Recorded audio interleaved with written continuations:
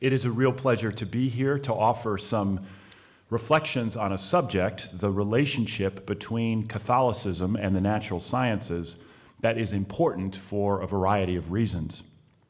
In part, such an explanation is useful because most Catholics, at least in my experience, like most religious believers of any sort, are not very well equipped to think intelligently about their faith in connection with the world's most influential forms of knowledge.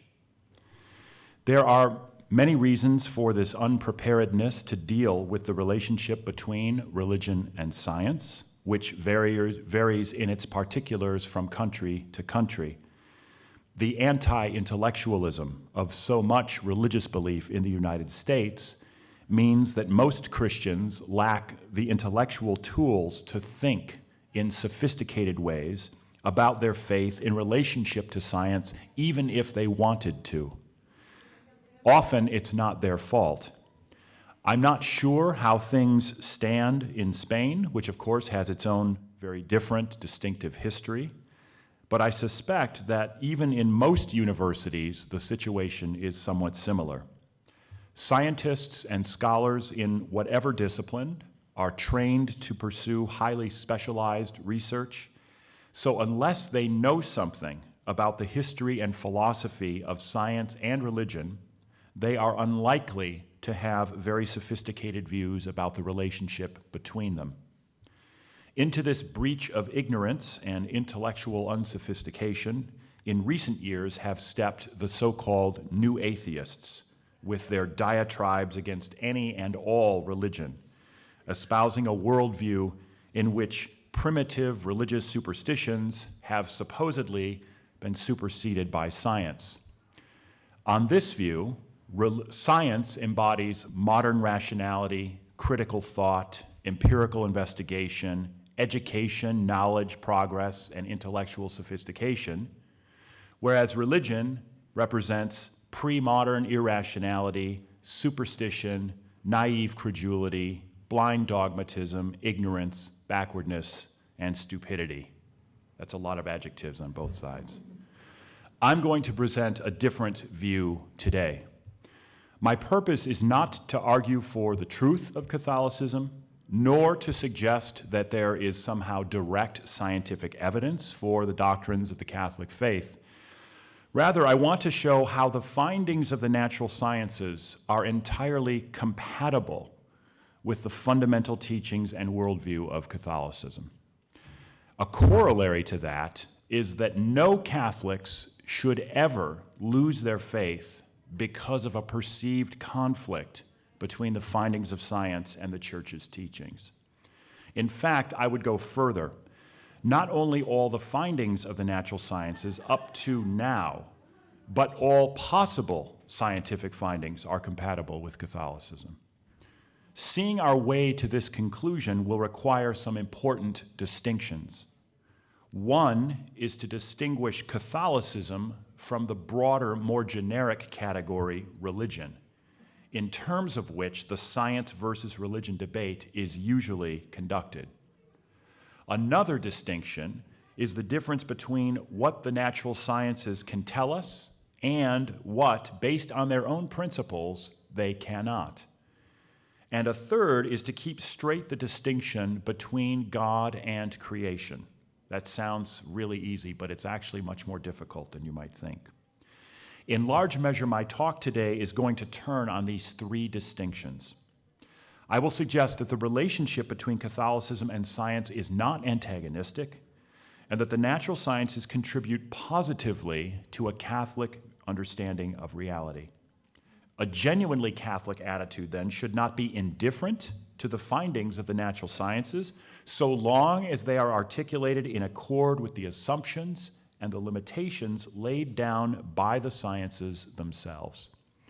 The natural sciences and Catholicism are not only compatible and therefore capable of coexistence, they are also complementary, and so they should flourish together. So much for my thesis and introduction. Before embarking on my main exposition, though, I should probably mention another distinction This is my philosophical background. Make distinctions, right? Be clear. This one, between whether the findings of the natural sciences are compatible with Catholicism and the recognition by church leaders of that compatibility. The latter has not always been the case, with the condemnation of Galileo in 1633 as Exhibit A. What was not clearly recognized at the time was the independence of any particular cosmological model of the universe from the teachings of the faith, and a clear sense that, as Galileo nicely put it, Scripture teaches how to go to heaven and not how the heavens go. The historical realities of the Galileo affair are much more complex than its polemical use implies, but the important point here is that they have nothing to do with an actual incompatibility between science and Catholicism. But because this is not a talk about the relationships among Aristotelianism, the Reformation era, 17th century interpretations of the Bible, and 17th century astronomical observation, I'm going to set Galileo and the 17th century aside. Okay. The idea that science and religion must be incompatible presupposes, first of all, that all religions are essentially alike and that they all make more or less the same claims. This idea is mistaken. Religions vary dramatically in the claims that they make and in their relationships, therefore, to the natural sciences. So the first thing that we should do, if we want to understand how Catholicism and science are complementary and compatible, is to concentrate on Catholicism, not religion per se, whatever that might mean. Roman Catholicism has an enormously sophisticated intellectual tradition, open and available to anyone to learn, a tradition that did not end with Thomas Aquinas in the 13th century. To be more precise, we should talk not about science and religion, but about the findings of the natural sciences and particular religious truth claims. It is obvious that religious believers, considered as a whole, make many incompatible truth claims. Quite apart from any scientific findings, it simply follows from the logical principle of non-contradiction that not all of those claims can be true. The antagonistic opposition between religion and the findings of the natural sciences derives much of its strength from religious truth claims that are, in fact, incompatible with massively corroborated scientific theories. Consider, for example, the assertions of millions of Christians in the United States, usually referred to as young earth creationists. Based on a biblical literalism applied to the first chapter of Genesis in the Bible, they believe that the earth is about 6,000 years old, and that evolutionary theory is incompatible with believing that God created the universe. The interrelated findings of astronomy, geology, paleontology, evolutionary biology, and other sciences suggest rather that our planet is around 4.55 billion years old.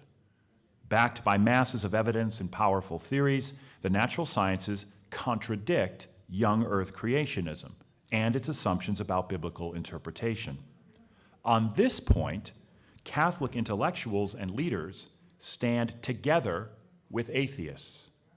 As Christoph Schönborn, the Cardinal Archbishop of Vienna and the principal editor of the Catechism of the Catholic Church, has expressed it, quote, "It is nonsense to maintain that the world is only 6,000 years old.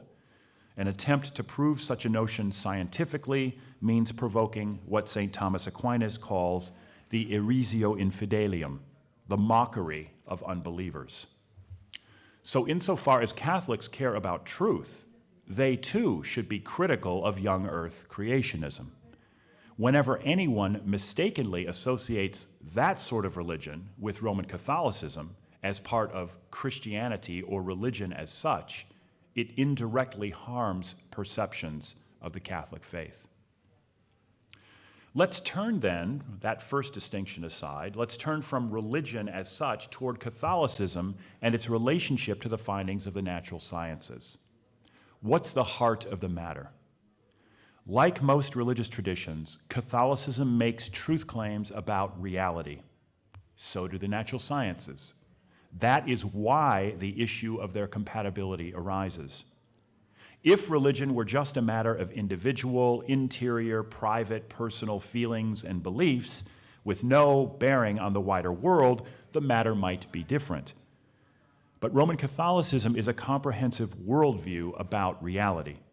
It includes truth claims about the reality of God and God's decisive actions in history, as well as truth claims about God's presence in and through the natural world, including in and through human bodies, in social relationships and communities of faith. So the question of the relationship between Catholic truth claims and the findings of the natural sciences is unavoidable. How do they relate to each other? How are they compatible? To try to answer these questions, let's first consider what it is that natural scientists do, then consider what the Catholic Church says about the natural world, and go from there. Fundamentally, scientists seek through empirical investigation and the observation of regularities in the natural world to formulate and test hypotheses, using their research findings to devise theories that explain those regularities. Beginning especially in the 17th century in physics and the 19th century in biology, science has built an impressively cumulative body of knowledge about natural phenomena at every scale, from the subatomic through the intergalactic. The findings of the life sciences fall in between these extremes of scale, from the elegant simplicity and complexity of the genetic code to the intricacies of biological ecosystems. The remarkable applications of scientific findings through technology provide additional indirect evidence of the legitimacy of scientific truth claims about the natural world. Of course, scientists rightly insist that all scientific findings remain open to amendment and falsification. They also insist that all scientific theories are subject to revision and refutation. In either case, one must follow the methods and assumptions of science. The amendment or falsification of scientific findings requires new empirical evidence that contravenes, supersedes, or otherwise reveals the inadequacy of the old. The revision or refutation of a scientific theory requires an alternative theory consistent with what is empirically known, with at least equivalent power to explain the natural phenomena relevant to the theory. An individual scientist's beliefs, feelings, and non-scientific assertions are irrelevant to this entire process of observation, hypothesis, formation, experiment, and theorization. So are the beliefs, feelings, and extra-scientific assertions of anyone else. Equally irrelevant to this process, but not to the implications or the applications of scientific findings, are any and all moral concerns. Considered strictly as an object of biological investigation, an individual of the species Homo sapiens, for example, that would be all of us, is no different from an individual of any other mammalian species. To a physicist working within the assumptions of physics, the same individual is no different from any other system of matter-energy. Science as such discovers neither persons nor rights, good nor evil, right nor wrong. This doesn't make it bad. It's just a corollary of the austerely detached third-person perspective that is required in order to do science. Two central assumptions frame the practice of the natural sciences. Historically, they have contributed to their cumulative success in explaining natural causality. The first assumption is the methodological postulate of metaphysical naturalism. I know that sounds totally intimidating. It sounds worse than it is. It simply means that in order for science to be science, by definition, it can pursue, identify, and consider only natural causes as plausible explanations of natural phenomena. The universe as a whole is regarded as if it were a closed system of purely natural phenomena. The second assumption is empiricism, an epistemological corollary to the postulate of naturalism. This entails that for science to be science, by definition, it can examine only what can be observed, investigated, verified, and in principle falsified through empirical methods as an extension of human sense perception. No alleged supernatural realities, nor any alleged supernatural causes belong or can belong to science as science. Note that these stipulations are not themselves based on discoveries in the natural world. Scientists discover neither the postulate of metaphysical naturalism nor the demand of empiricism in nature. These guidelines derive not from the findings of science, but from science's own philosophical self-limitations. Indeed, it is by means of these framing assumptions that science constitutes itself and functions as a distinctive, powerful form of knowledge. They are important reasons for the success of the sciences. Now, what about Catholicism and the natural world? I am taking the natural world here to mean the entire universe, including, of course, our solar system, our planet, and all living and non-living things on Earth. The Church makes two fundamental claims about it. First, the natural world was created by and is continually sustained by God, the creator of all reality, ex nihilo, out of nothing. This means that according to Catholicism, when scientists study the natural world, they are investigating the workings of God's creation. This has nothing to do with a personal recognition or acknowledgement by scientists, because the claim is not dependent on their particular beliefs. By disclosing ever more about the natural processes of God's creation, natural scientists contribute to a Catholic view of reality in ways that social scientists, humanistic scholars, and artists do not, although they, of course, contribute in their respective and different ways. Catholicism's second fundamental truth claim about the natural world is that God and the natural world are radically distinct in metaphysical terms. This is one of those critical distinctions I mentioned before that we have to keep clearly in mind to see the complementary character of Catholicism and the findings of the natural sciences. The key point is that God and the natural world are utterly different kinds of realities and in no sense directly comparable. To be sure, some formulations seem to suggest otherwise. Expressions about God as a highest being among other beings, for example, which suggests that God might be juxtaposed and shown to be comparatively more perfect or greater than other things in ways X, Y, or Z.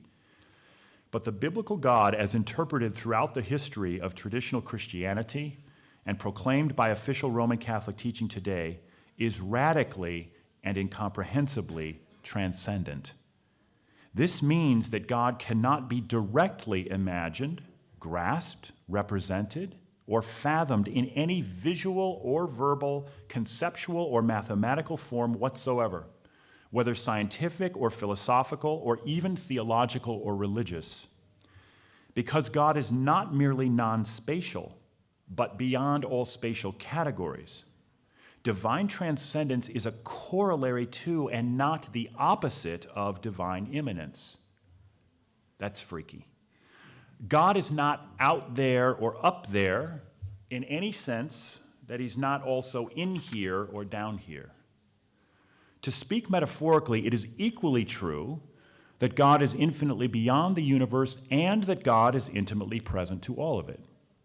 So too, God is not understood in Catholicism in temporal terms, as a kind of updated successor to Voltaire's deistic watchmaker. He did not kickstart the universe at the Big Bang with one big first efficient cause and then withdraw to leave the universe to itself devoid of his presence or influence. On the contrary, because God is not everlasting, everlasting is temporal, right? Point in time, one after another, but rather eternal, and so outside temporal categories altogether. Therefore, God can be and is present to each instant of time, no less than he can be present to each bit of matter energy and coordinate of space. In a Catholic conception, then, divine providence is not the opposite of divine eternity, but rather its corollary. So now, let's think about these two perspectives in relationship to each other. How can the scientific view of the natural world be combined with this robust traditional view of a transcendent creator of the universe? Here's the key. The respective self-limitations of the natural sciences and Catholicism are precisely what permit their deep complementarity. On the one hand, the Catholic Church has nothing to say about the findings of science or scientific theories considered as such. It learned a painful lesson about entangling theology with cosmology in the Galileo affair, and partly for that reason refrained from any official pronouncement on Darwinism in the late 19th century. The magisterium is neither concerned nor competent to say anything, for example, about rival interpretations of the fossil record or the characteristics of charmed and bottom quarks. I mean, I don't think Francis's next encyclical is going to offer the papal opinion about quarks. Catholic paleontologists or physicists might have something to say, provided they have the appropriate training and follow the respective assumptions and methods of paleontology and particle physics. But their Catholic faith bears no more on scientific matters than do the commitments of their Protestant, Jewish, Muslim, agnostic, or atheistic colleagues. In this particular sense, Catholicism and religious traditions are irrelevant to science. On the other hand, scientists as such, based on their own presuppositions and empirical findings, by definition can say nothing one way or the other about the existence or nature of a transcendent God. To do so would violate science's own self-limitations and framing assumptions. So statements such as, science hasn't discovered any evidence for the existence of God, at least not yet, implies that whatever is being imagined is not the biblical God as understood in traditional Christianity and present-day Roman Catholicism.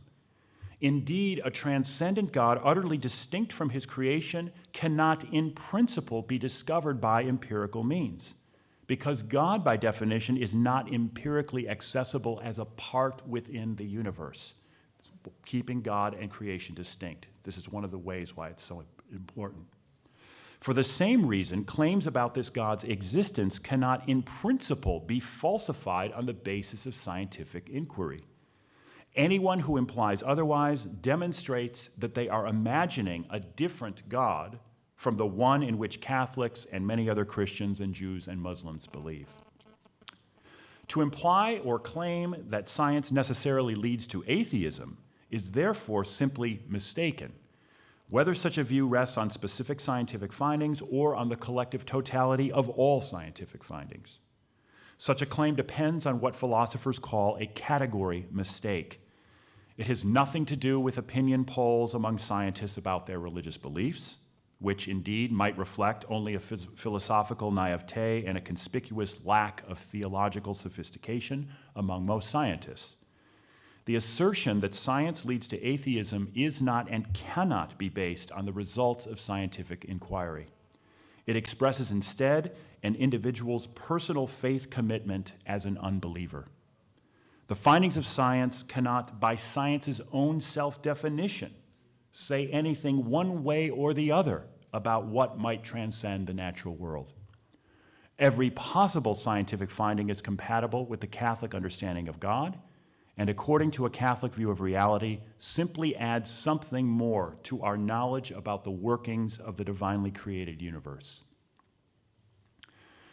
Yet the matter is more complicated, because Catholicism does not affirm the reality of a distant, aloof, impersonal God. Blaise Pascal, a scientific and mathematical genius of the 17th century, dismissed that conception as merely the God of the philosophers. The God of Catholicism is a personal God who is, quote, a lover with all the passion of a true love, unquote, as Pope Benedict XVI expressed it in Deus Caritas Est.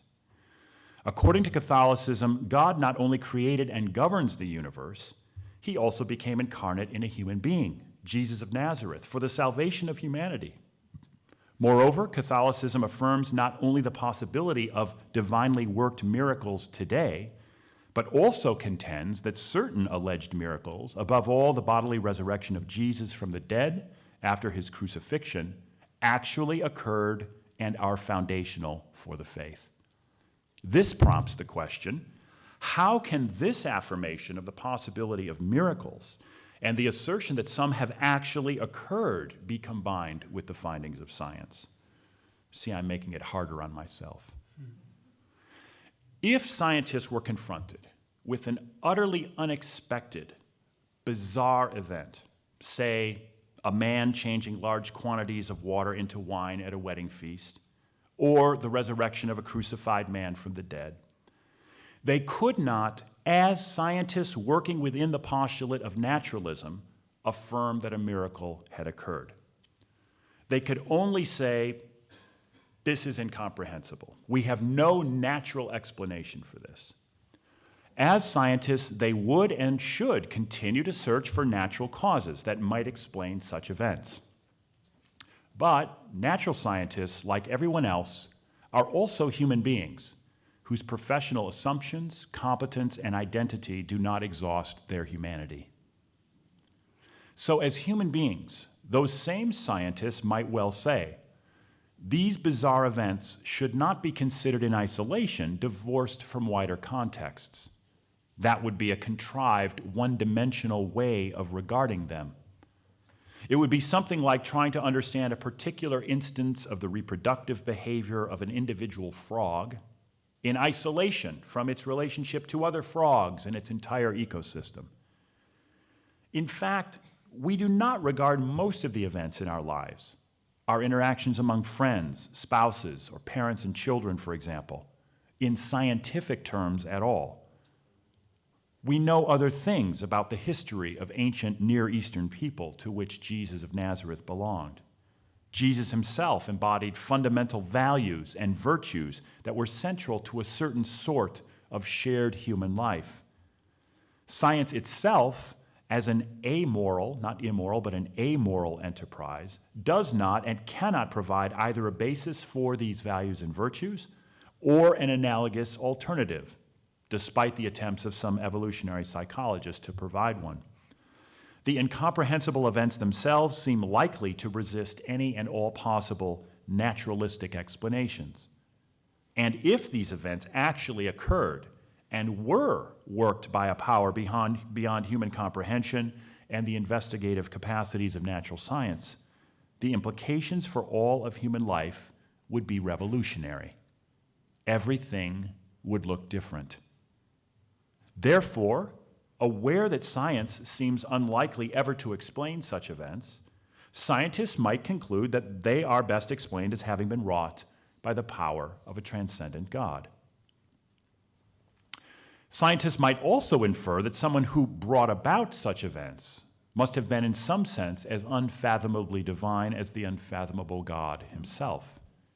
This is what the New Testament writings say or imply. This is what the earliest Christians seem to have believed about Jesus and what Roman Catholicism today maintains. It is also argued by some sophisticated biblical scholars, experts on ancient Near Eastern history, culture, and archaeology, who are also familiar with the findings of modern science. The notion of the incarnation is logically related to the notion of a transcendent God. Only by becoming concretely accessible and fully human could such a God definitively have made known his will for human beings. Otherwise, such an ineffably transcendent God would have remained much more opaque and distant. Seen in this light, Jesus' resurrection would be something like God's ratification of the incarnation. And the incarnation itself would be the ultimate affirmation of God's willingness to share in our life, with all of its messiness, its frustrations, sinfulness, and pain, including even a brutal execution. But scientists might rightly ask, and intellectually curious people in general want to know, how could such things have happened? How could what is infinite and transcendent have become finite and human? How could a reality outside time and space have entered into it? Catholicism says, we don't have a clue. Lo siento. We have no idea, any more than we have a clue about how to imagine or picture God. But that's not our fault.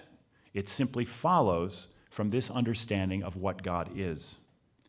On the other hand, only if God and his creation are radically distinct could Jesus have been both fully human and fully divine, rather than something like a centaur, partly human and partly divine. Our inability to grasp what is unfathomable neither constitutes evidence against God's existence, nor is it reason to deny that miracles can occur. It simply reflects the limitations of the human intellect. According to Catholicism, God's actions are constrained neither by what our minds can grasp, nor by science's methodological assumptions. To insist otherwise is to absolutize the human mind and to declare that the content of all the faith's truth claims must be rationally comprehensible. But as John Henry Newman saw, we ought precisely not to expect this from an unfathomable, transcendent God. The mechanisms of miracles remain beyond our comprehension, although perhaps the interconvertibility of matter and energy removes certain obstacles that might have seemed insuperable within a paradigm of Newtonian physics. Assenting to incomprehensible phenomena, however, should not be altogether strange to scientists. In post-Newtonian physics, for example, the relationship between quantum mechanics and general relativity remains no less baffling now than it was in the 1920s, when experiments empirically confirmed quantum theory. Physicists affirm that both quantum mechanics and general relativity are true, even though they do not know how both can be. So too, with belief in the incarnation and the miracles Christians believe were worked by Jesus. If the biblical God of traditional Christianity and contemporary Catholicism is real, then miracles are certainly possible. Becoming incarnate in a single human being would seem fairly minor compared to creating the entire universe out of nothing. God also could have raised Jesus from the dead, provided it served his purposes, say, the salvation of a particular species created in his image on a small planet in the outer reaches of the Milky Way galaxy. God might also continue to act in miraculous ways that supplement the ordered regularities through which he normally exercises his providence. In the words of Kenneth Miller, a Catholic professor of evolutionary biology at Brown University in the US, a transcendent God who is, quote, present everywhere and at all times could easily act to alter what both physicists and Hollywood call the space-time continuum in ways that profoundly affect events. And God, the creator of space, time, chance, and indeterminacy, would exercise exactly the degree of control he chooses. Such events would in no way undermine or contradict the findings of science. They would only demonstrate that ordinary natural processes are not equivalent to inviolable natural laws. It is, of course, possible that natural laws are inviolable. That is, that metaphysical naturalism is not only a methodological postulate of natural science, but also the truth about reality. Certainly some people, including some scientists, believe this, but they do not believe it on the basis of scientific findings, because any empirical confirmation of the alleged inviolability of natural laws is vastly beyond the capacity of the natural sciences in any conceivable configuration of knowledge.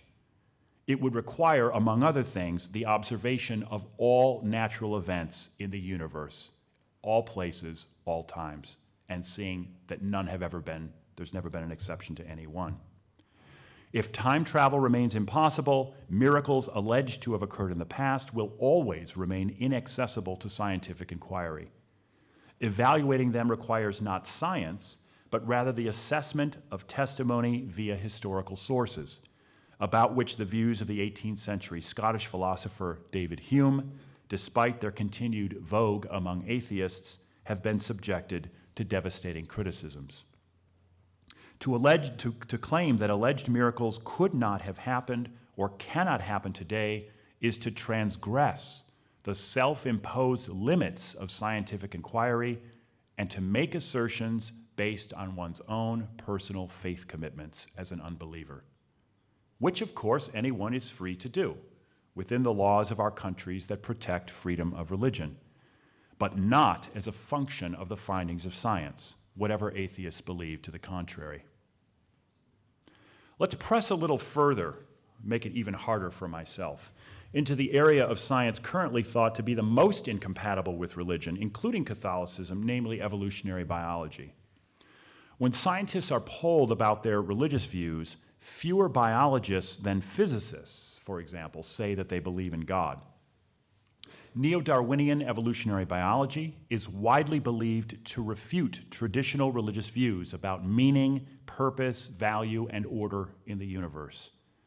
Catholicism claims not only that the universe exhibits these features, but also affirms that they are intentionally willed by a personal, loving creator.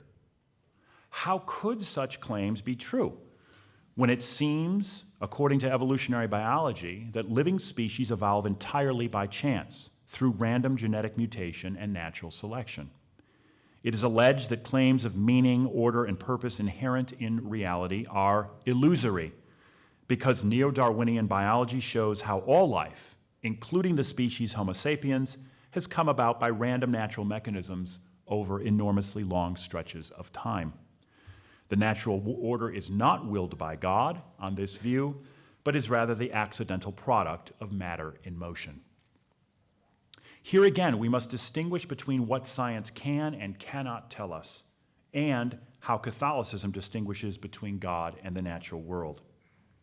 Adequate explanations of genetic change and the evolution of species at the microscopic level, whether apparently random or not, cannot make the human discernment of meaning, purpose, value, or order in the natural world an illusion, any more than the meaning and shared joy of friendship is rendered illusory simply because it depends on complex, coordinated movements of different bodily systems made up of cells, which it certainly does. The issue is not how biological change over time occurs at the microscopic level, which is indeed a matter for scientific inquiry and explanation. It is rather our interpretation of the whole that has resulted from the cumulative changes of more than 3 billion years of the evolution of life on Earth. These are two different things, and the latter is not dictated by our discoveries concerning micro-level natural causality. Our view of the whole is not a scientific finding or theory at all, but rather an interpretation based on the findings of science. To insist that meaninglessness is an unavoidable interpretation of evolution viewed as a whole would be like telling someone standing before an impressionist painting in the Museo del Prado, you know, this painting must be viewed from 6 inches away. Then you'll see how random and meaningless those splotches of color are. It doesn't matter that from 30 feet back it looks entirely different and a whole new beautiful image is revealed. That is an illusion. The painting was made with a brush stroke, one little bit of color at a time, and so for you to understand it, you have to look at it from 6 inches away and ignore its appearance from any other distance. To assess the entire sweep of evolution exclusively from the perspective of genetics and microbiology is no less arbitrarily constraining. How something came about does not define what it is or what it means. To insist otherwise is to commit what philosophers call the genetic fallacy, here, ironically, related to the misuse of human genetics itself. It is empirically false to claim that the findings of science necessarily lead to a disenchanted atheistic view of the world. Otherwise, there would be no traditional religious believers who understand and accept the findings of science. But there are many. Exactly the same data that leads atheists to insist that we renounce belief in God leads Cardinal Schönborn, for example, to marvel that more people are not moved by the findings of science to embrace a Catholic view of creation. Here's Cardinal Schönborn. What prevents man from recognizing the Creator? What prevents his drawing the conclusion from the sublime beauty of creatures that there is a creator? Today, 2,000 years later, such a conclusion actually ought to be much easier to draw, since we know so incomparably much more than then. Who could suspect the immeasurable vastness of the universe? Could anyone suspect then how incredibly complex an atom is? Could people be aware then how incredibly fascinating it is the way a single cell functions? Has this increase in knowledge somehow forced us to give up believing in a creator? Has this knowledge somehow ousted the creator? Or does it not, on the contrary, make much better sense now? Is it not much more reasonable to believe in a creator? May not belief in a creator actually have become much easier? Conversion to Catholicism or some other religion does not, of course, automatically follow from the findings of science, whether at the natural scales explored by particle physicists, evolutionary biologists, ecologists, or cosmologists. But the example of Schoenborn and many others demonstrates that joyful acknowledgement of a divine creator is no less a possible and intellectually viable response to the findings of science than is disenchantment. Nothing that science discovers or can discover can make the human apprehension of meaning, purpose, value, and order an illusion. Such a conclusion is, again, nothing more than the subjective, autobiographical report of an unbeliever's personal faith commitments. Some people believe that neo-Darwinian biology necessarily excludes any role for or presence of God in the process of evolution. Certain proponents of what in the debates over evolution and creationism is known as intelligent design argue that although neo-Darwinian theory seems to account for much of evolution, it cannot account for absolutely everything, and so God is necessary to explain what science cannot. Catholicism's distinction between God and the natural world provides an alternative to both positions. Both neo-Darwinian atheism and intelligent design theism picture God, whether he is real or not, as outside an otherwise autonomous natural order, and regard his alleged influence as an intervention. Atheists say there's no need to invoke God to account for all of evolution. Proponents of intelligent design say that there is. But if God is not spatial at all, he could be present in and through all of creation in non-competitive ways, in no way displacing natural causality. God could be present at certain moments and in certain places and individuals more than others too, provided it served his purposes. The notion that the radically transcendent, mysterious God can be and is present as he wills in and through the material created universe is what Catholicism means by sacramentality in a general sense. This idea is related to, but broader than, the more specific theology of the Catholic Church's seven sacraments. In and through natural processes, the hidden, transcendent God is present. From this Catholic sacramental perspective, the natural world is not godless, indifferent, impersonal matter grinding on its meaningless quest to nowhere, as philosophers such as Bertrand Russell or scientists such as Jacques Monod claimed. It is rather the theater of God's grace and the vibrant manifestation of his creative, generous love. Perhaps with great effort, we could try to convince ourselves that all the design, order, and beauty in the natural world that the natural world seems to exhibit is really an illusion, nothing more than our subjective opinion. Perhaps we might also try to deny any pattern or purpose to the entire sweep of evolution on Earth over 3.8 billion years. We might consider the emergence of the most primitive life forms up through all the Cambrian invertebrate sea organisms around 550 million years ago. We might reflect on the evolutionary development of the earliest fish, the first plants, and then amphibians on land, and subsequently the evolution and extinction of so many thousands of species of dinosaurs, reptiles, birds, mammals, and hominids, with Homo sapiens appearing around 200,000 years ago. And then, taking the full measure of human potentialities and achievements in the last few thousand years, we might contrive to conclude that there is no order, direction, meaning, value, or purpose at all to this process over more than 3 billion years. We might try to persuade ourselves that human beings do not differ essentially from other forms of life, including higher primates, all of which are equally the meaningless products of random processes. That some people seem to be able to convince themselves of such conclusions does not make them seem any less contrived or indeed contrary to the evidence. There is a verifiable pattern inherent in the evolution of life on Earth. We have to strain to deny it. Evolution has moved from organisms of lesser to greater biological and eventually greater neurological complexity. That complexity has made possible in Homo sapiens an enormous range of possibilities that distinguish human beings radically from all other organisms in our planet's history. In fact, there are intellectually viable, very different alternatives to neo-Darwinian atheism in interpreting reality, one of which is Catholicism. The essence of a Catholic theology of evolution might go something like this.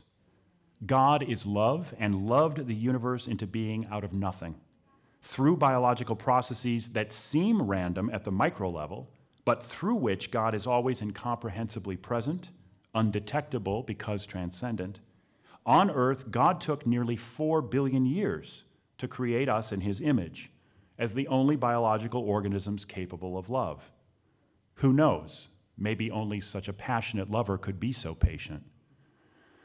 As an expression of his love, God called a people to himself, the ancient Israelites. When he judged the time was right, God became incarnate among his people in a carpenter's son to universalize and make irrevocably concrete his love for all human beings. The fundamental directive of that God-man to his followers was to love one another as he had loved them. The ultimate truth about reality is that it is grounded in the love that moves the sun and the other stars, as Dante put it. Our ultimate calling as human beings is to imitate Jesus in love and in all the related virtues and ways of human life implied by the love he embodied. God is love. We are created in God's image, capable of love. Jesus says to love one another as he has loved us. As Pope Francis asks, quote, "If we have received the love which restores meaning to our lives, how can we fail to share that love with others?" This seems to me the Catholic worldview in its essentials. Nothing in this picture is incompatible with the findings of the natural sciences. On the contrary, it complements the amoral enterprise of scientific inquiry and discovery. The Catholic Church and its structures exist to preserve, promote, and protect this worldview and the shared way of life it fosters. Church leaders have the grave responsibility of making sure that it is not diluted, dissipated, or destroyed by rival and incompatible ideologies. So important is it that martyrs have since the first century preferred death to its denial. All Catholic worship, ethics, and doctrines exist to encourage it, in principle and officially. In practice, and in fact, of course, the history and present reality of Catholicism is filled with sinfulness and selfishness. This fact seems paradoxically, albeit shamefully, to demonstrate the Church's own insistence on the fallenness of humanity and its need for a saving Redeemer. Hence the Church's sober realism in devoting one of its 7 sacraments to the anticipation of Catholic sins and never-ending need for forgiveness. Thankfully, the innumerable sins of Catholics and the shortcomings of the Catholic Church throughout history cannot undo God's actions in the incarnation, life, death, and resurrection of Jesus. These divine actions constitute the Church's foundation and its unalterable center. If the natural world is God's creation, then scientific research contributes bit by bit to our knowledge of how God sustains the universe. No educated, reflective Catholic should be indifferent to this scientific enterprise. Nonchalance bespeaks a disinterest in God's astonishing, overwhelming, loving creativity. Natural scientists advance a Catholic understanding of reality simply by doing their research within the parameters of their respective disciplines.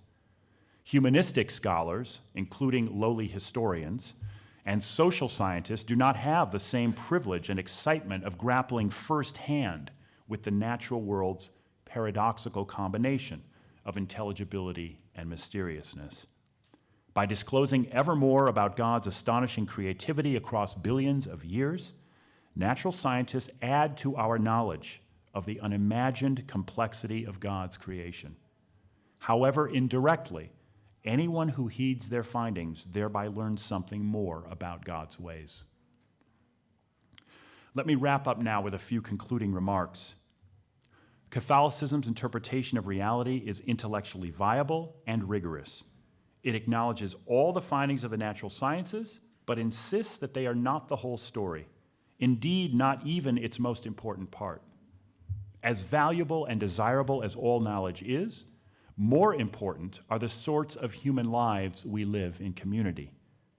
More important than what we know or the technologies we invent are the sorts of people we choose to become, the shared values we embody, the common virtues we seek to enact as the basis for our shared life together and the promotion of a common good that serves genuine human flourishing. In a Catholic perspective, all learning, like all power, all money, all artistic creativity, all recreation, and other human endeavor, should in the end be subordinate to and serve love. Because our subjective ideas about love are so susceptible to wishful thinking, cultural manipulation, and self-congratulatory invention, we need a standard for God's love as a model for what our love should be.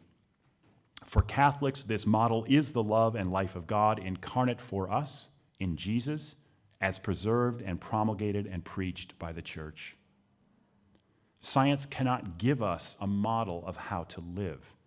It cannot tell us what is good, where meaning is to be found, or what we should care about. Science has been and remains so extraordinarily successful in part because its practitioners bracket and do not consider questions of morality, meaning, purpose, and value in their inquiries and research programs. But that does not mean we can avoid answering those questions. Implicitly, at least, we all answer them simply by the way we live our lives.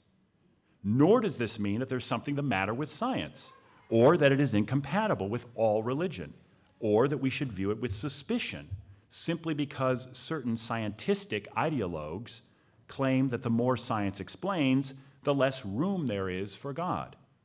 On the contrary, God doesn't need any room to be God. Remember, not spatial at all. And the more that science explains about natural regularities at every scale, the more we learn about creation and thus indirectly, as through a veil, about the Creator. A crucial mistake many people make, even without realizing it, is confusing or conflating God and creation. Once you do that, conceiving divine influence as though it were hypothetically a form of power analogous and comparable to natural causality, you're bound to run into trouble. You're bound to wonder, for example, where God is if he is real, how the sacraments can convey grace, given what we know about natural processes, how Jesus could have been both fully human and fully divine, and how human beings can have souls, can be embodied souls rather than merely another species of biological organism. Fortunately, a properly conceived metaphysics of transcendence both sustains a Catholic sacramental worldview and rescues us from the temptation to think of God as a sort of highest being within his own creation.